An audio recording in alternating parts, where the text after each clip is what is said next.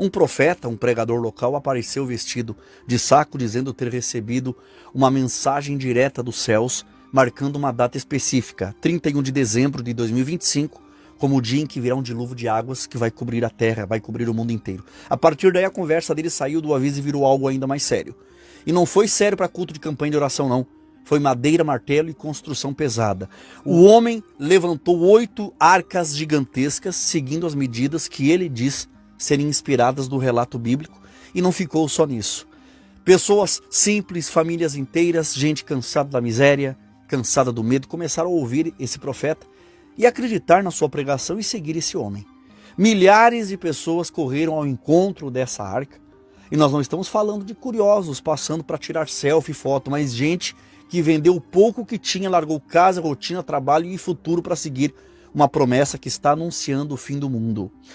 Enquanto muita gente ri desse profeta, ele aparece aí nas imagens finalizando a última arca, pregando tábua por tábua com absoluta certeza de que está fazendo certo. Agora o que mais chama a atenção não é só a construção, mas o feito disso nas pessoas.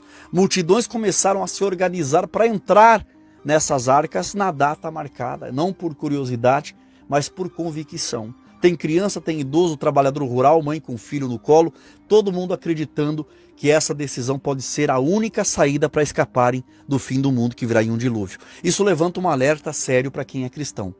Nem toda voz que diz Deus falou realmente vem de Deus. A Bíblia sempre chamou o povo para ter discernimento, para testar, para não seguir qualquer um que se levante dizendo ser enviado. O que está acontecendo ali não é brincadeira não, gente. É pessoas colocando a própria vida numa decisão sem volta, baseada numa promessa que ainda não aconteceu. Isso não é para rir, é para abrir o olho de quem está assistindo. E se segura aí, porque o que vem agora é ainda mais chocante. Os vídeos que eu vou mostrar aqui falam por si só e deixam qualquer um de queixo caído. Isso faz a gente pensar até onde pode chegar alguém que ignora completamente o que está escrito na Bíblia. O próprio Deus deixou claro que não destruiria mais o mundo outra vez com água. Isso está lá em Gênesis. Mesmo assim, o sujeito age como se essa promessa nunca tivesse existido. Como se a palavra de Deus não valesse nada. É isso que assusta. Não é só a falsa profecia desse homem. É a quantidade de gente seguindo esse cara que está passando por cima do que Deus já afirmou claramente nas Escrituras. Esse assunto nem precisa de debate teológico, é só fazer uma leitura básica do que está escrito lá em Gênesis. Agora, o efeito de ignorar as Escrituras gera o resultado que nós estamos vendo na nossa frente. O nome desse profeta é Abel-Noá. Guarde esse nome aí. Muita gente olha para ele hoje e não imagina, mas esse cara tinha muito dinheiro, era rico de verdade.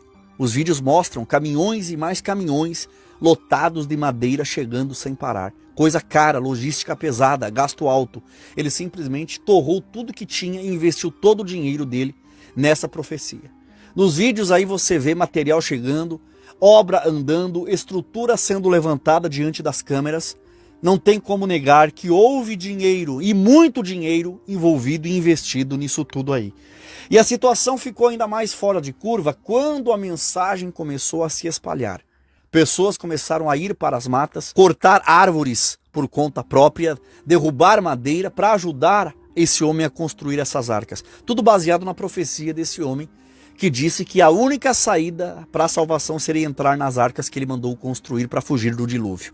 Para essas pessoas não tem plano B, não tem alternativa, não tem questionamento. Parece até cena de filme apocalíptico, mas não é. É gente real tomando decisões reais e movidas por medo e fé, acreditando que essas estruturas de madeira, essas arcas, são a única chance de sobreviver ao que está por vir. Esse profeta ganês aparece dizendo que usou mais de 250 mil tábuas de madeira e afirma que cada uma delas foi consagrada a Deus. Fala isso com a maior tranquilidade, como se fosse algo incontestável. Diz também que podem zombar, rir, debochar dele, do mesmo jeito que fizeram e zombaram do Noé lá atrás. Segundo ele, quando chegar o dia 31 de dezembro, não vai ter saída e nem salvação para os que não acreditaram nele.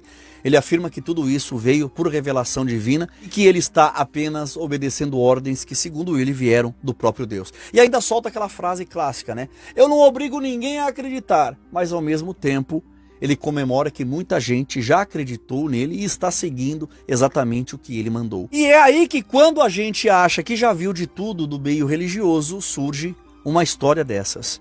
Existe uma frase antiga que circula por aí dizendo que o castigo de Deus para o falso crente é cair na mão de um falso profeta.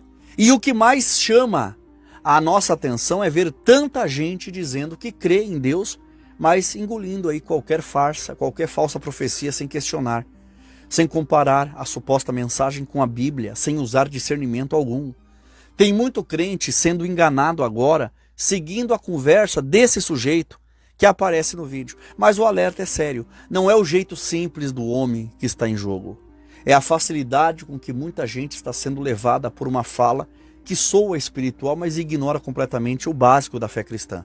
Agora, olha esse trecho desse vídeo que aparece aí na tela. Ele está andando pelas ruas de Accra, em Gana, falando direto com o povo, chamando todo mundo ao arrependimento, mas do jeito dele, né? A mensagem é simples e pesada ao mesmo tempo. Quem quiser escapar e ser salvo precisa ficar do lado dele, né? E segundo o discurso dele, Deus estaria irado com o pecado do mundo e a única saída seria seguir o que ele está mandando fazer.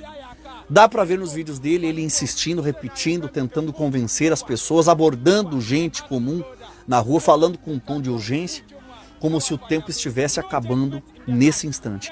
E aí vem a outra parte da tal revelação. Ele conta que estava em casa quando, segundo ele, o próprio Yahvé falou diretamente com ele.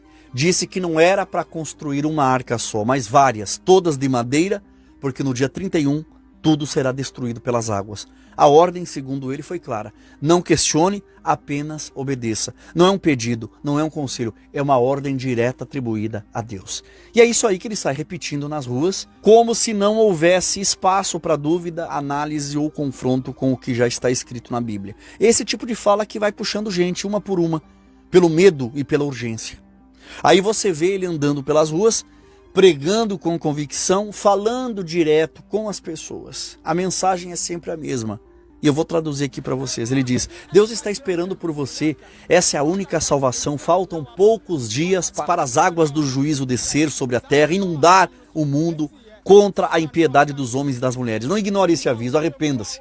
Ele repete isso com firmeza, olhando nos olhos das pessoas, usando palavras fortes, criando um clima de urgência. E não é só gritaria sem propósito, é um discurso calculado, bem construído, feito para convencer e mexer com quem já vive com medo do juízo e do fim do mundo. É assim que ele vai puxando pessoas uma por uma, como quem oferece a última saída antes de um desastre. Agora pensa comigo com calma, nós não estamos falando de um sujeito qualquer. O cara é inteligente, se comunica bem, tem energia, trabalhou pesado para levantar tudo isso. Não é um ignorante, não é um Zé Ruela.